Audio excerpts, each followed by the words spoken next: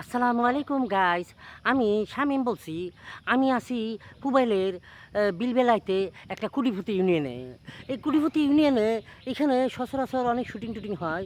এই হাউজে শুটিং টুটিং হয়, আমাদের অনেক শিল্পীরা আসে। শিল্পীরা আসলে এটা যেটা বোঝা যায় যে শিল্পীরা আসলে এখানে গাছ পাকা অনেক কাঁঠাল পাওয়া যায়। এই গাছ পাকা কাঁঠাল খাওয়ার জন্য অনেক শিল্পীরা আগ করে চেয়ে থাকে। অনেকে টেহাদা কিনা লয়ে যায়। এই টেহাদা কিনে না লোক হইছে আনুমানিক 20%, আর ফাওয়া খাওয়ানোর লোক হয়েছে গিয়া আপনার 80%। 80%-এর মধ্যে আমি 1%। হ্যাঁ, তো এই ফাওয়া খাওয়ানোর জন্য আমি এই কাঁঠালওয়ালাকে অসংখ্য ধন্যবাদ দিব। যদি আজকে রাইতে বাসায় যাওয়ার সময় আমার একটা কাঁঠাল দেয়, তাহলে আমি ওনার জন্য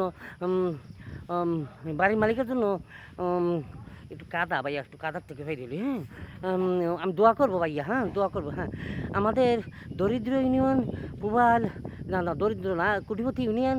আমি যদি উল্টোপাল্টা আবার কইতে গেছিলাম ভাই, যদি মনে করেন যে আমার উল্টোপাল্টা হয়ে গেছে, পুবাইলে অনেক ভাই ব্রাদার আছে, দেখা গেলো এটা শোনার পর বা দেখার পর এমনও হইতে পারে আমার মারতেও পারে।